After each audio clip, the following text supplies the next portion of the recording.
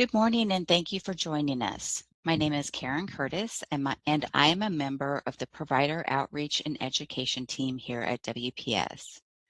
With me today is my good friend and coworker, Aline Sigler. Aline's going to be helping me out by watching the chat for questions or issues you may have, as well as providing information and links when needed.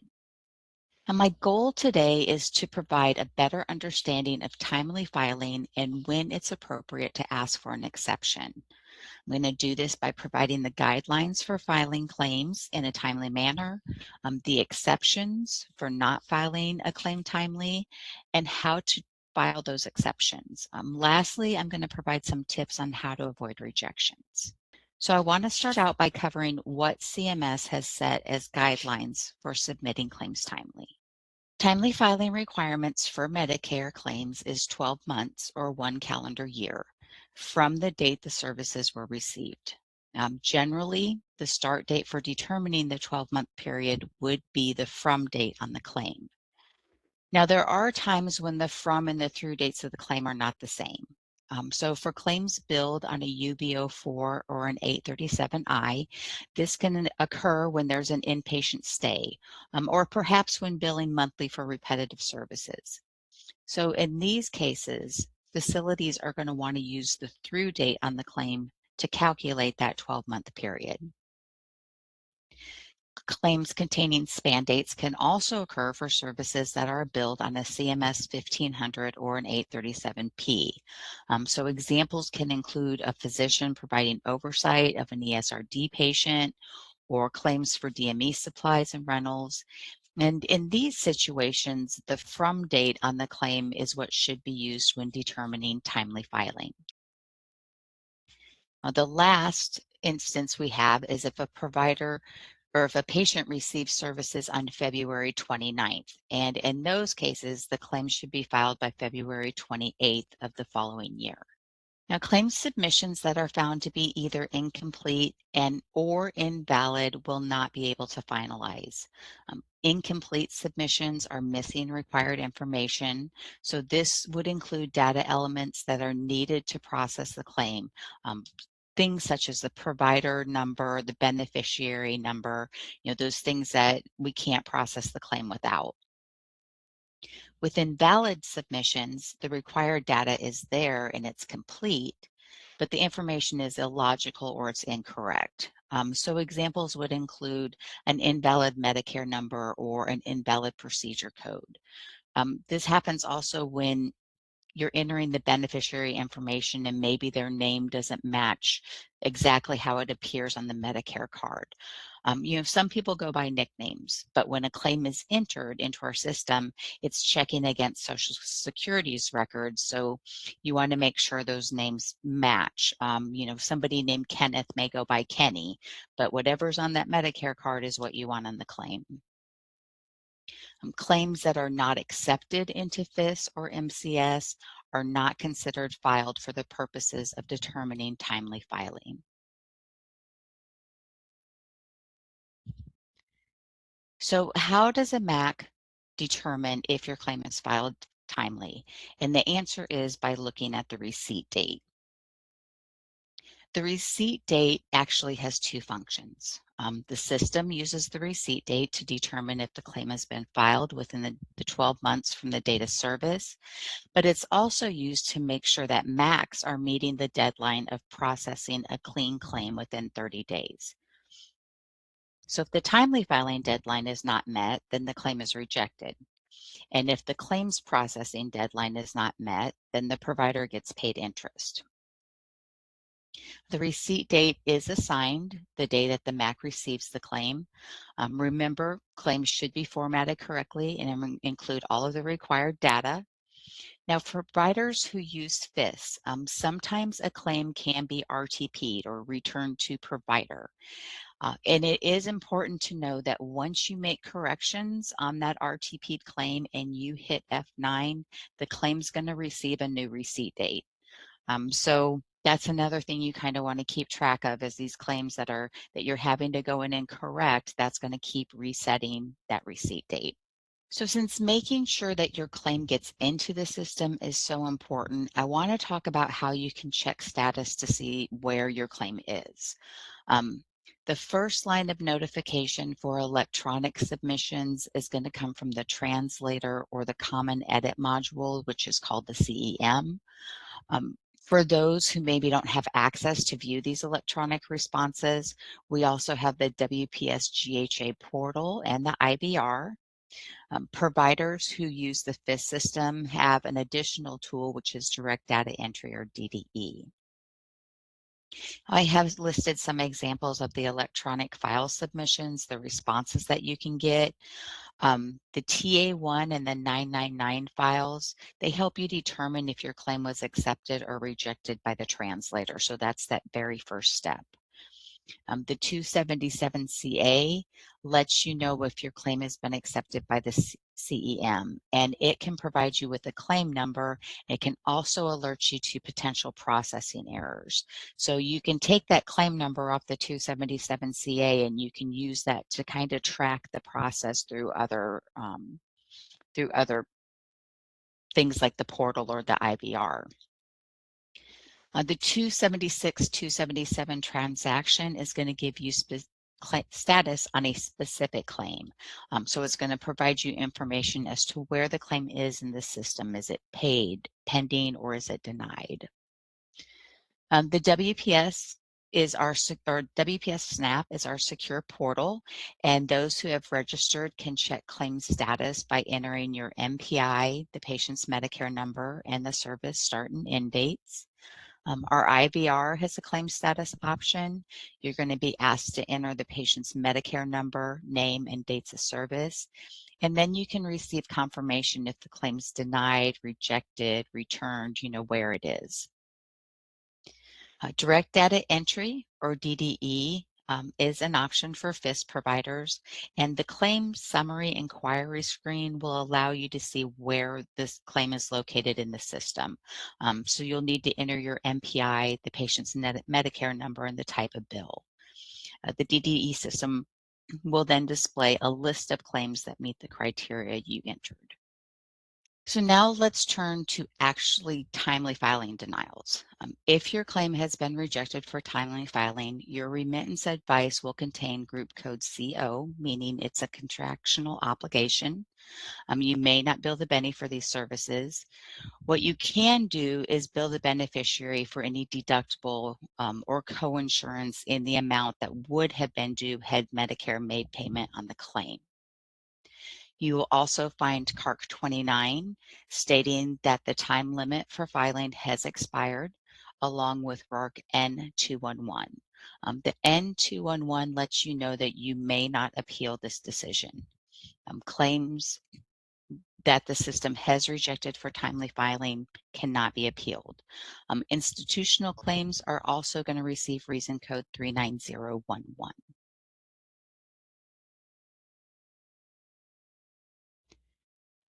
So now that we know the guidelines, we can look at when CMS is going to allow an exception to their rule.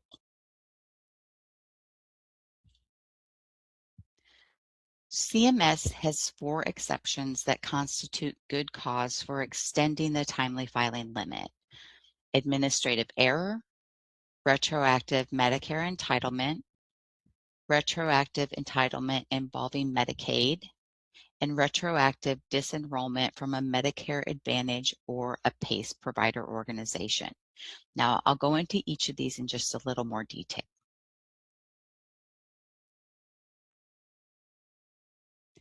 So we're going to start with administrative error. When CMS created this exception, they're not talking about errors that occur at a facility or a practice. It has to be an error that occurred on the part of CMS or a Medicare contractor. Some examples would include an employee from CMS or the MAC stating that certain services were not covered when in fact they were. Excessive delays by CMS or the Medicare contractor. Just one second, please.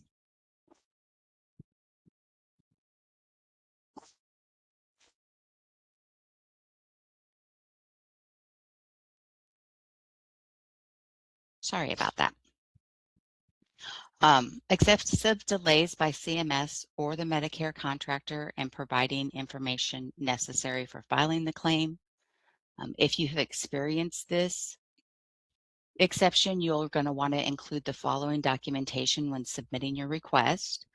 A statement describing who learned of the error and when it was corrected. This statement could be from the provider, the supplier, or the beneficiary, or one of their representatives. You'll also want to include some type of written notice from either CMS or your MAC regarding the error and how it affected your ability to meet the timely filing deadlines. Submissions should be filed within 6 months of the error being corrected.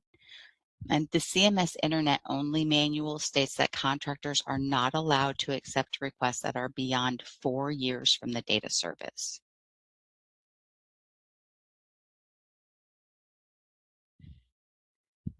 Next is retroactive Medicare entitlement. This situation occurs when at the time of service, the beneficiary was not entitled to Medicare, so of course, a claim would not have been submitted to the Medicare contractor. More than a year later, the patient receives notice from the Social Security Administration that they are entitled to Medicare, and it's retroactive to a date on or before the date services were received. The provider or supplier may then request a timely filing extension. You're going to want to include a letter from the Social Security Administration with the entitlement date along with a hard copy claim.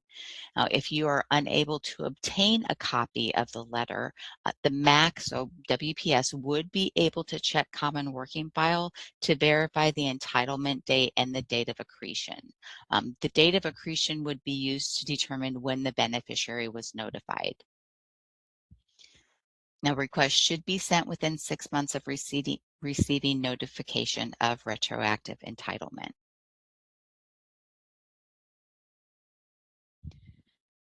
Retroactive Medicare entitlement involving state Medicaid agencies would occur if the beneficiary was entitled to Medicaid at the time of the service and not Medicare, and then sometime after the date the service is received, the Benny receives notification from the Social Security Administration that they have retroactive entitlement to Medicare. So then to add to that, the state Medicaid agency recoups their money 6 months or more from the date the services were finished. So when asking for an extension for this situation, you're going to want to include documentation showing that Medicaid took the money back that they originally paid. You'll want a letter from the Social Security Administration notifying the beneficiary that they're entitled to Medicare retroactive, and a hard copy claim. Now, if approved, timely filing will be extended 6 months from the month in which Medicaid recouped their money.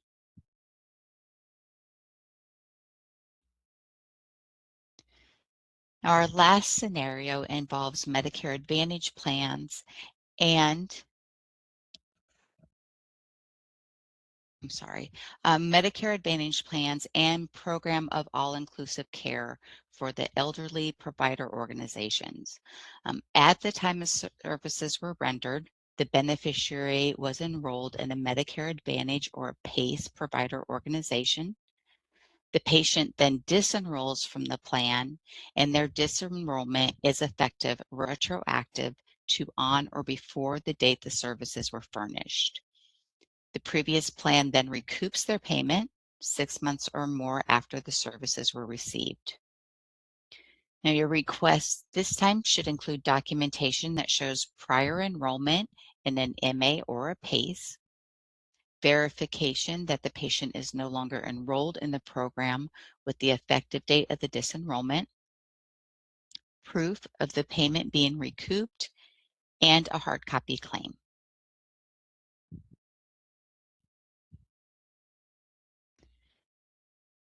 So let's move on to how to get those exceptions filed to Medicare. Remember, timely filing rejections are not appealable. So you don't want to send your timely filing waiver to the appeals department, and you don't want to send it in a written inquiry to customer service. This is only going to delay the handling of your request. And we'll talk a little bit more about where to send those and how to find the information to send those to. Now, if you are a provider who submits claims using FIS, you are going to want to include an original UBO4 claim form. You're going to want the type of bill to be an XX7. So if your original claim was a 111, you're going to submit the UBO4 with a type of bill 117. You'll want a letter explaining why the claim is being filed late and documentation that proves good cause. This is going to be sent to the claims manager here at WPS. The address can be found on the resource Timely Filing of Claims. We're going to take a look at that a little bit later. Our claims department has reported that they have received many requests that are submitted as new claims instead of adjustments. So again, just make sure that that type of bill ends in the 7. Now, if you submit claims using MCS, the process is similar, except you'll want to use the original CMS 1500 form. You're going to include a letter explaining the late filing, as well as documentation to prove good cause. This will be mailed to the claims manager, again, at the address found on the Timely Filing a Claims resource, and you're going to want to make sure that you're looking at the correct jurisdiction. Let's go out there real quick so you can see what I'm talking about.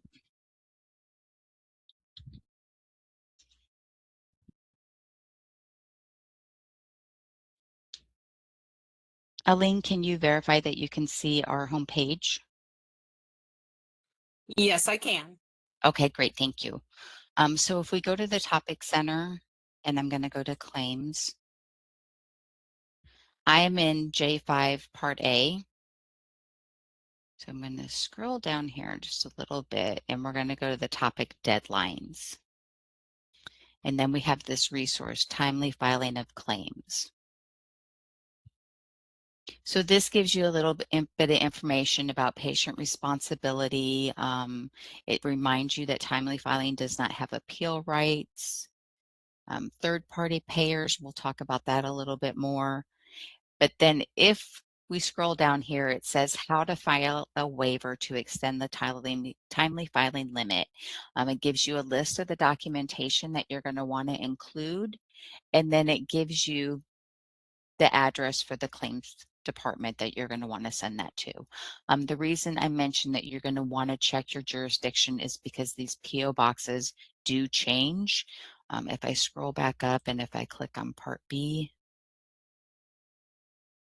we can see that the PO boxes change. So I just wanted to point that out just to make sure that you get that correct address when you're sending that in. Now, the patient cannot be charged for the entire bill when Medicare has rejected a claim for timely filing. They may be billed for deductible and/or coinsurance and the amount that would be due had Medicare made a payment on the claim. This is also true when you've asked for a waiver. So if Medicare reviews your request and it makes the determination that you meet the waiver requirements, then the claim's going to process and the patient liability is going to be shown on the remittance advice. Now, if the original decision is upheld, you're going to receive a remittance advice notice showing that the claim was again rejected for timely filing. The beneficiary may be billed for the applicable charges that would have been due had Medicare paid the claim. In the past, we have been asked, how do I know how much the Benny owes? Because the EOB shows zero patient responsibility. Unfortunately, since the claim is rejected, the system doesn't calculate any allowable amounts that can be shown on the EOB. So the remaining deductible amounts can be determined by checking the portal or the IVR. For coinsurance, HCPCS and CPT codes would need to be priced to determine the 20% which is owed. So on this slide, I've included a link to the physician fee schedule lookup tool. That allows you to get that pricing information.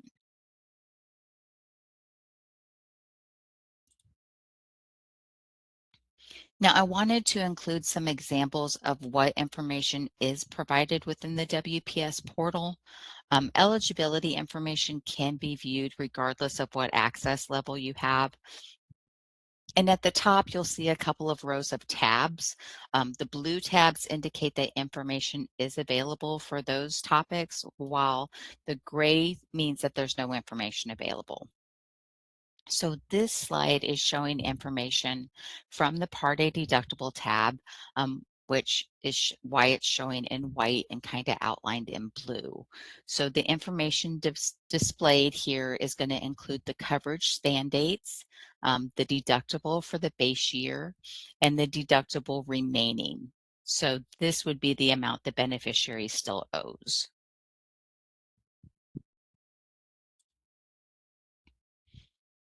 Now there's a separate tab for the Part B deductible. So here again, you're going to see the coverage span dates, the deductible base for the year, and the deductible remaining. So in this case, the beneficiaries met their deductible, so they wouldn't owe anything towards that.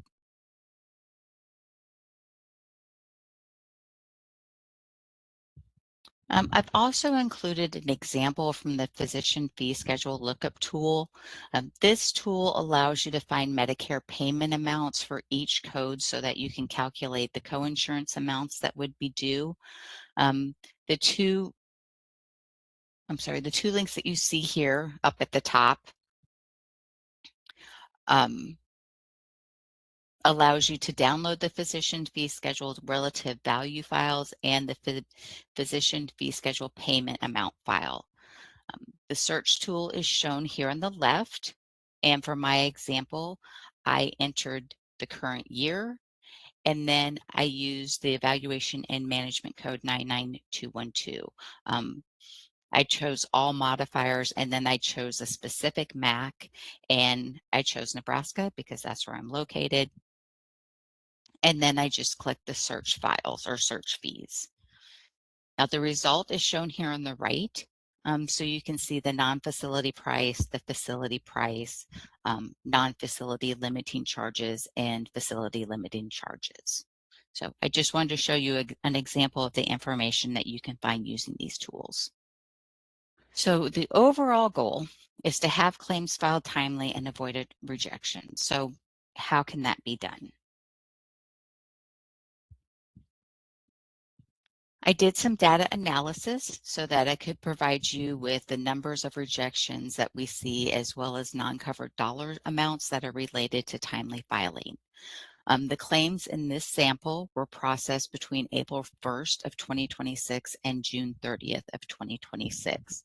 So during this time period, 17,825 claims were rejected in FIS, while 32,766 claims were rejected in MCS.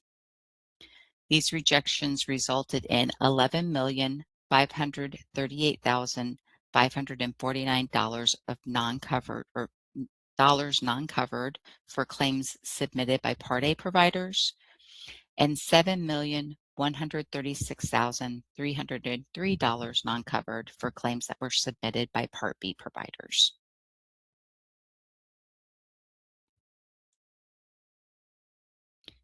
So here I've listed some common reason why claims might not be filed timely.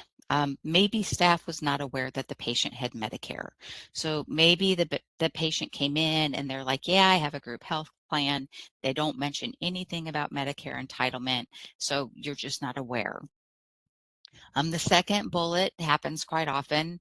The claim is sent to the primary insurance company. They make a payment, but the claim is never sent to Medicare to process as secondary.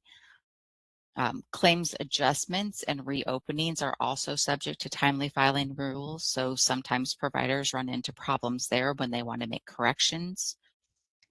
If you're a provider who uses the FIS system, you may have run into situations where a claim is returned because data is either missing or invalid. I know that we've had system issues in the past where some claims are getting RTP'd and you try to fix them, but they just kind of get stuck in a loop. Um, when you make corrections again and store the claim, that receipt date is reset. So depending on the issue and why the claim is being RTP'd, that can push timely filing deadlines also.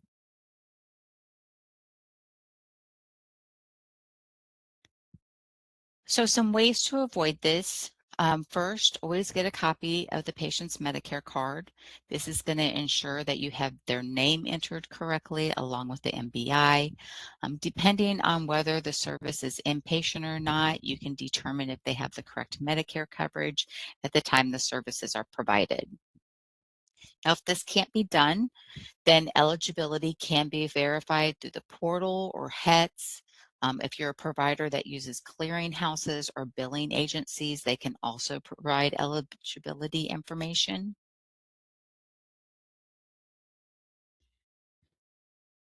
Those with portal access can verify in the summary tab. Here is where you can find the beneficiary's entitlement date for both Part A and Part B Medicare, as well as additional benefit information. I've outlined the entitlement dates in red so that those kind of stick out to you. This tab also shows you how many days the patient has available for, an inpatient hospital or for SNF stays. So there's a lot of other information that you can get from our portal instead of just checking eligibility.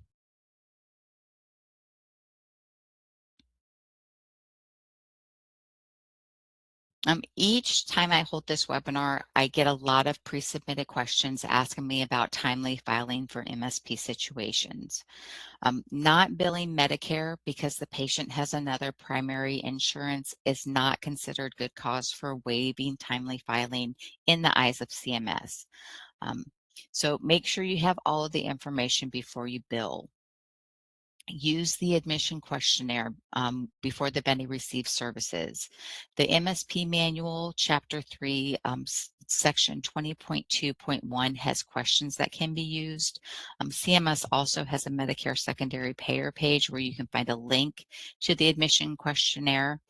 Now, you're not required to use these exact questions, but CMS has already done the work for you, so why not use what they created? It does go through all the insurance plans, so it asks questions on every single primary insurance that would be possible, so it makes sure you have everything covered.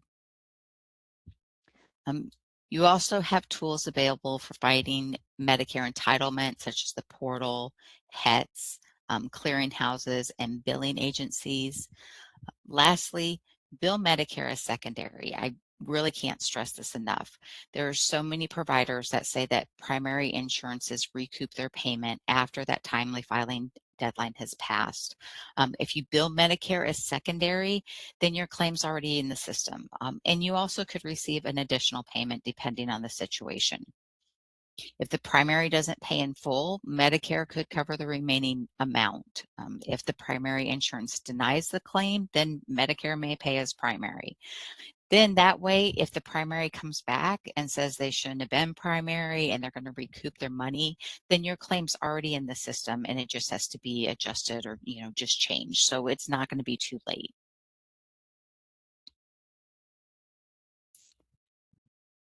Now, the eligibility check function within the portal also provides MSP information. So here you can find the primary insurance effective dates, the insurance name, the type of insurance it is, policy and group codes. It shows patient's relationship to the policyholder, as well as the last maintenance date, source, and the ORM indicator. When you bill Medicare as secondary, be sure to report the information exactly as it's shown. If the system shows Blue Cross Blue Shield, do not submit the claim with the initials BCBS. Pay attention to the code description, so make sure the type of insurance is reported correctly.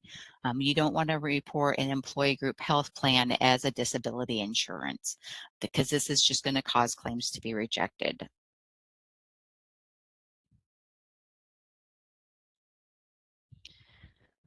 I also received a couple pre-submitted questions about timely filing for corrected claims and appeal timeliness, so I want to be sure to touch base on those. Sometimes changes need to be made to a claim that's already processed. There are a couple of ways of making these changes. If you're a provider who bills using the FIS system, adjustments can be performed on finalized claims. So providers are allowed to add items or services that were not included on the original claim. And for this reason, the timely filing limitation is the same as it would be for the original claim. Reopenings are performed to correct a clerical error. So this involves changing information that was included on the original claim. Maybe the data service or procedure code was keyed incorrectly, then a reopening can be done to correct those errors. Changes should be made within 1 year of the original admittance advice, but for good cause, the deadline could be extended for up to 4 years.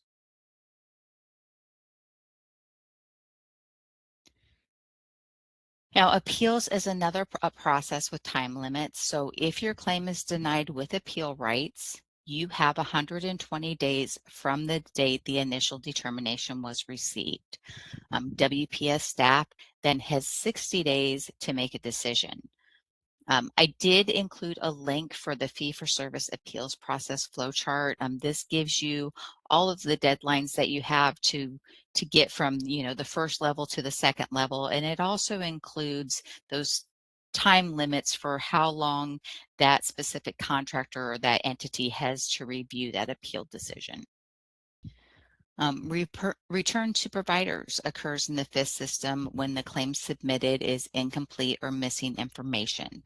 The system or claim staff will move the claim to a return to provider location so the provider can make corrections.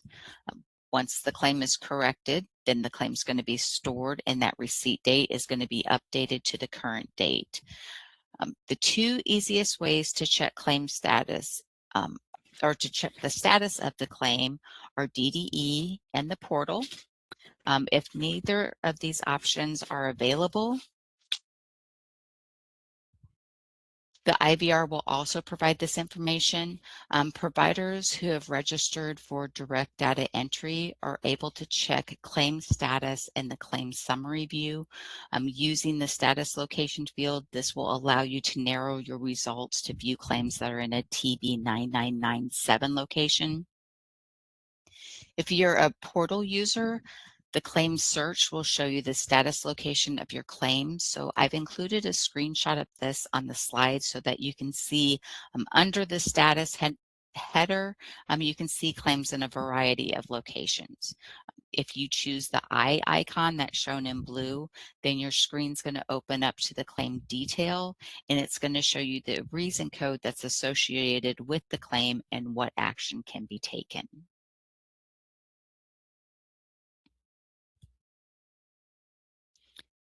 Now, before I ask Aline if there are any questions using the chat feature or in the chat feature, I would like to answer a couple pre-submitted questions. The first question I got was cover letter requirements. I do want to let you know Claims has developed a form. They're working on getting this on the web right now. And I did receive this form after I had the presentation ready, so unfortunately I wasn't able to include it, but I did want to show you guys today. At the top, you're going to choose your region. So there's going to be one claim form that's for Part A providers and one claim form that is for Part B providers. The Part A request is for claims that process through FIS. The Part B request is for claims that process through MCS. So you can see at the top of the screen, you're going to choose your region. It's going to have this provider section where you'll put your name, your MPI, PTAN, and the last 5 digits of your tax identification number. Then it has the patient information, their name, date of birth, MBI. Claim information, it's going to ask for dates of service and the claim number or DCN number. And then it gives you the documentation that you will need to attach. This is the same information that we looked at on that claims resource on the WPS website. So this is the same information from there. They just put it in a form that you can print out as a cover letter. And then it also includes the PO boxes that you're going to want to send that to. So this is, like I said, they just got this finished and they are working on getting it out on our website, so it should be out there soon. The other question I got was, how can a provider legitimately prove retroactive eligibility if a patient will not provide a copy of their award letter from Social Security and the provider does not have access to common working file? WPS claim staff does have access to common working file, so they're going to use the date of accretion to determine that the beneficiary did receive retroactive eligibility notice. I would suggest noting that somewhere in the documentation when you're requesting a waiver, that you don't have access to common working file and the patient wouldn't give you a copy of their Social Security letter. So I would just document that, but the claim staff can use their resources to determine that information. That was all I had for pre-submitted questions. So I'm going to ask Aline if anything has come through in the chat.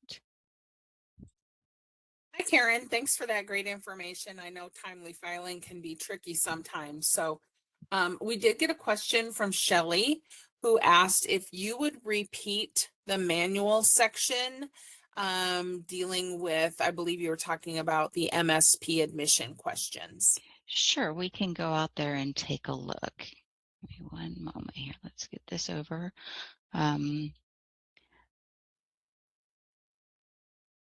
So if we go to the Medicare Secondary Payer Manual, it's Chapter 3.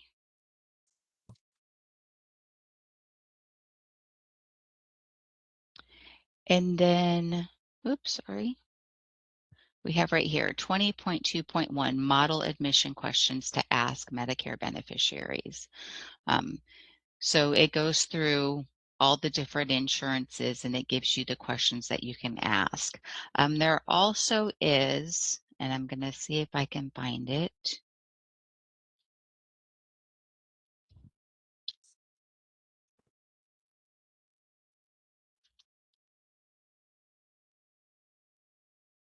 CMS does have a Medicare secondary payer web page.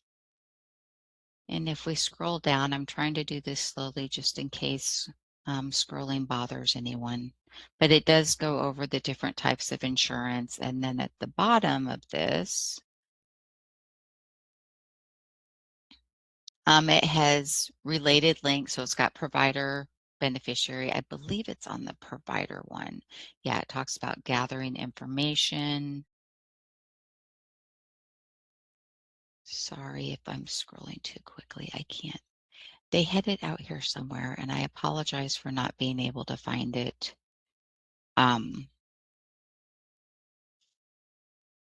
Right off the bat. I'm sorry, I should have had that ready. Oh, right here. So this is on provider services, your billing responsibilities. And then down at the bottom here, it has the CMS questionnaire and it has it in the PDF form. So this would be something that you could print off and just mark that. And I can send that out to everybody in attendance. I can send that link out so that you guys have that without having to try to search for it. Great, thank you. I did put a link to the manual section in the chat for everybody, so they'll have that one too. And it looks like that's the only question that we've received. Okay, great. Thank you. Now, when you disconnect from the webinar, you are going to be redirected to a CMS survey. I'm also going to have Aline add a link in the chat. And I really do hope that you'll take a moment to provide feedback on how I did today. If you're watching this as an encore, you're going to see a pop-up at the end of the webinar. It's going to have this online survey picture. Now, the redirect at the end of this webinar is going to look like what you see up here on the right. We just want you to know we don't have any control over how it appears. And we let you know this because it kind of looks like spam, but it's nothing malicious. It is the CMS survey. Now, your feedback does lead to changes. Chapters have been added to our encore presentations on YouTube. We've started doing training indicators for the descriptions of our webinars.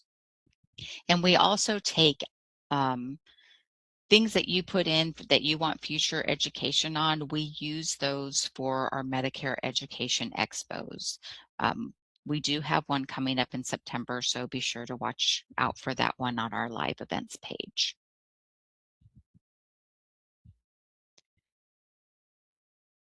Now, after disconnecting today, you should receive a thank you for attending email, and that's going to contain contact hours that can be used to submit continuing education units. Now, if you joined only by phone, WebEx is not able to generate this email, so you are going to need to contact us. In the chat, Aline will add a link to the education mailbox and what information is needed for us to send a certification certificate to you. If you do think of any other questions, you can email those for up to 7 days following today's event, and then they'll get those to me and I can get you an answer. So don't worry if you do think of something later, we'll still answer the questions that you have. That brings us to the end of today's presentation. On behalf of myself, Aline, and the Provider Outreach and Education team, I would like to thank you for being here today, and I hope that you will join us for future events. You may now disconnect.